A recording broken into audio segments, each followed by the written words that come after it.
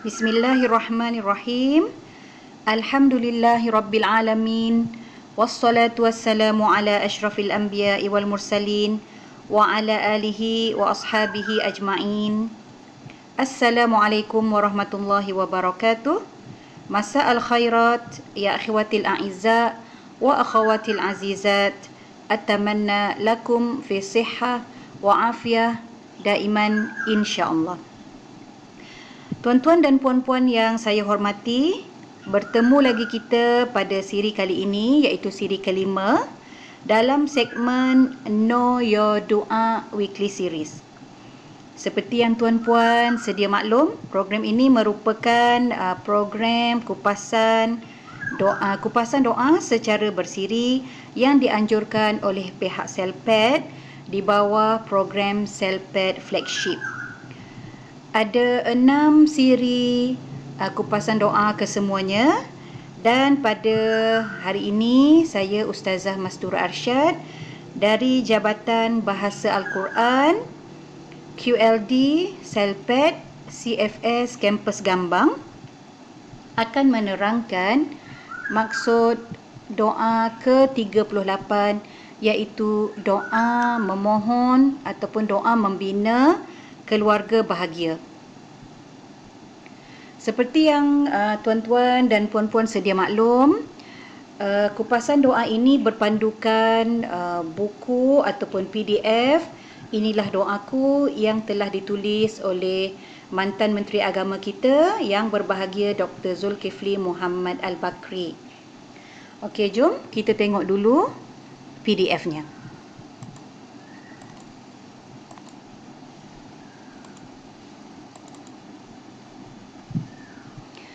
Okey, tuan-tuan dan puan-puan, inilah yang ditulis oleh Dr. Zul. Nukilan bertajuk Inilah Doaku yang mengandungi 112 muka surat, dan di dalamnya ada 40 doa-doa yang boleh kita amalkan dalam kehidupan seharian kita, ya. Di antara doa yang terdapat dalam buku tulisan yang berbahagia Dr. Zul, doa untuk memohon keampunan, doa mohon kelapangan hati dan jiwa, doa afiah, doa mohon afiah, doa mohon ampun, dan banyak lagi, ya, doa-doa yang boleh kita amalkan dalam kehidupan seharian kita. Jadi tuan-tuan, puan-puan, pada sesi kali ini saya memilih untuk menerangkan doa ke-38, iaitu doa memohon keluarga yang bahagia, yang terdapat pada muka surat 53. Okey, jom kita tengok doanya.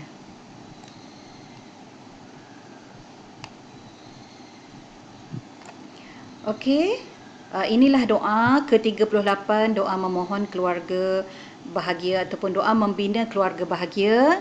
Di dalam doa ke-38 ini terdapat 5 sub doa ataupun 5 doa-doa kecil di bawahnya. Yang pertama, doa menyerah kepadanya. Kedua, doa untuk pengantin. Ketiga, doa memohon zuriat yang soleh dan solehah. Keempat, doa kelahiran anak. Dan yang kelima, doa diberkati. Pada sesi kali ini, saya memilih doa kelima dalam doa ke-38, iaitu doa mohon diberkati. Jika tuan-tuan dan puan-puan melihat pada PDF ini, tuan-tuan akan mendapati bahawa terdapat 2 jenis bacaan doa, iaitu doa yang dibaca secara seorang seperti yang atas ni, dan yang kedua ialah doa yang dibaca secara ramai, iaitu bacaan untuk jamaah. Saya akan bacakan doanya. Bismillahirrahmanirrahim.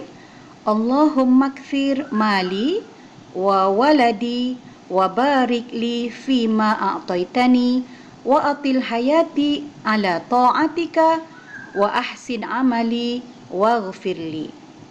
Dan untuk bacaan ramai pula, Allahumma kthir amwalana wa auladana wa barik lana fima a'taitana wa atil hayatana ala ta'atika wa ahsin a'malana waghfir lana. Mungkin tuan-tuan dan puan-puan tertanya-tanya kenapa saya memilih doa yang ada bacaan untuk seorang dan ada bacaan untuk ramai. Ya, ini kerana pada sesi kali ini saya akan menerangkan tata bahasa Arab ataupun qawaid ataupun nahwu, ya, nahwu bahasa Arab yang bersesuaian dengan doa ini, iaitu mufrad dan jamak. Mufrad dan jamak. Mungkin tuan-tuan dan puan-puan yang telah belajar bahasa Arab, ada background Arabic, mungkin sudah biasa dengar mufrad dan jamak. Tapi bagi yang belum lagi belajar bahasa Arab, mungkin tertanya-tanya apakah dia mufrad dan apakah dia jamak, ya, tuan-tuan dan puan-puan. Okey, mufrad tu kita panggil dalam bahasa Melayunya kata tunggal. Dan jamak ialah kata banyak, ya, kata banyak. Okey, dalam bahasa Arab, dalam bahasa Inggerisnya singular, mufrad tu singular, jamak tu plural. Tuan-tuan akan mendapati bahawa terdapat tiga perkataan yang berbeza tulisannya, berbeza perkataannya di antara bacaan doa seorang dan bacaan ramai, ya, iaitu kalau bacaan seorang, sahabat semua dapat tengok perkataan mali, waladi dan amali. Tiga perkataan ni ialah perkataan singular ataupun mufrad.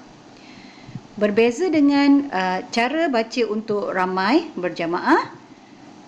Sahabat semua ataupun tuan-tuan dan puan-puan dapat melihat perkataan lain, ya, iaitu abwalana, auladana dan a'malana. Okey, doa ini, kedua-dua doa ini mempunyai maksud yang sama. Cuma penggunaan perkataan sahaja berbeza, iaitu bacaan mufrad dan perkataan bacaan yang mempunyai perkataan jamak, singular dan plural. Okey, baiklah. Kita kembali kepada PowerPoint ini, ya. Penerangan saya tentang mufrad dan jamak. Okey, tuan-tuan dan puan-puan, inilah doa yang dibacakan tadi. Inilah doa untuk seorang yang saya telah bacakan. Dan ini pula bacaan untuk ramai, di mana terdapat tiga perkataan yang berbeza dalam doa yang sama. Okey, doa yang sama, tapi doa bacaan untuk seorang lain, bacaan untuk ramai lain. Kenapa berbeza? Kerana adanya mufrad dan jamak dalam tata bahasa Arab. Okey, inilah dia maksud doa. Kita tengok maksud doa one by one, ya, perkataan demi perkataan. Allahumma kfir, ya Allah perbanyakkanlah mali, hartaku, wa waladi dan anakku, wa barik serta berkatilah li padaku, fima a'taitani kurniaan yang engkau telah berikan padaku, wa dan atil panjangkanlah hayati kehidupanku ataupun umurku, ala dalam ataupun atas, ta'atika ketaatan padamu, wa ahsin dan baikkanlah amali amalku, waghfirli serta ampunilah dosa-dosaku. Ini bacaan untuk seorang dan ini pula terjemahan untuk bacaan ramai. Maksud sama, perkataan lain tu sama maksudnya. Cuma terdapat tiga, seperti mana yang saya telah nyatakan tadi, ada tiga perkataan yang kita tukar kepada banyak. Perkataan tu kita tukar kepada perkataan banyak ataupun jamak kerana bersesuaian untuk bacaan secara ramai. Tiga perkataan tersebut seperti yang telah saya nyatakan sebelum ini ialah amwalana, auladana dan a'malana. Inilah tiga perkataan yang berbeza dalam kedua-dua doa tersebut, ya. Okey, inilah dia perkataannya. Perkataan mali ialah hartaku, hartaku. Perkataan asal ialah mal, malun ya, harta. Ya di sini ialah kepunyaanku, kepunyaan saya ataupun ku, hartaku. Amwalana ialah harta-harta kami. Tuan-tuan dan puan-puan telah belajar penggunaan dhamir ataupun kata ganti nama dalam pelajaran yang sebelum ini minggu lepas dengan Ustazah Siti Fatimah ya. Ustazah Siti Fatimah dah menerangkan tentang penggunaan dhamir, kami, saya, kepunyaan dan sebagainya. Jadi tak perlu saya terangkan. Okey? Untuk topik kali ini kita fokus on mufrad dan jamak. Jadi perkataan mal adalah perkataan singular ataupun mufrad, amwal perkataan plural atau jamak. Perkataan kedua, walad, walad mufrad singular, apa jamaknya? Jamaknya ataupun pluralnya ialah aulad. Yang membawa maksud anak, walad anak, aulad anak-anak. Dan perkataan ketiga, amal. Amal, kita biasakan dengan perkataan amal, amal. Amal tu dari perkataan bahasa Arab lah.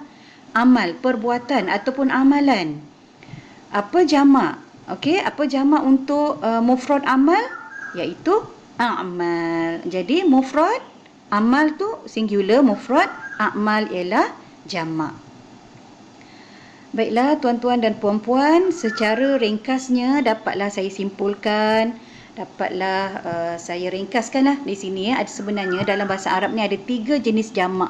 3 jenis jamak dan yang dalam doa yang kita baca tadi semuanya adalah bentuk jamak taksir, iaitu mal harta, jamaknya amwal harta-harta, walad anak, jamaknya aulad anak-anak, amal amal perbuatan, jamaknya ialah a'mal.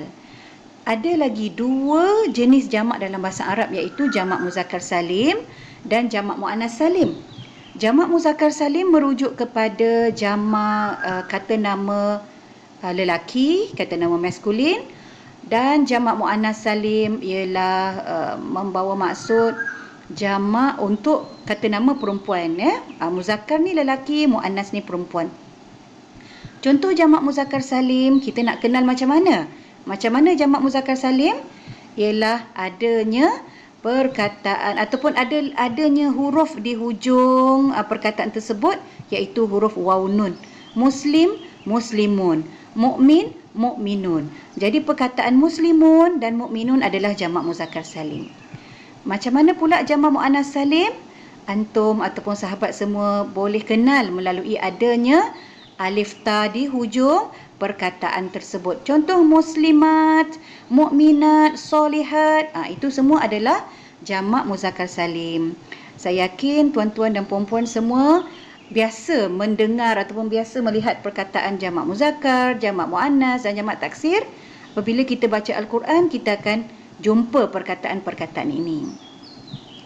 Jadi tuan-tuan dan puan-puan, sekian sahaja bicara saya pada kali ini. Terima kasih atas semua, atas tontonan ini. InsyaAllah kita akan berjumpa lagi pada sesi yang akan datang. Assalamualaikum warahmatullahi wabarakatuh. Syukran lakum.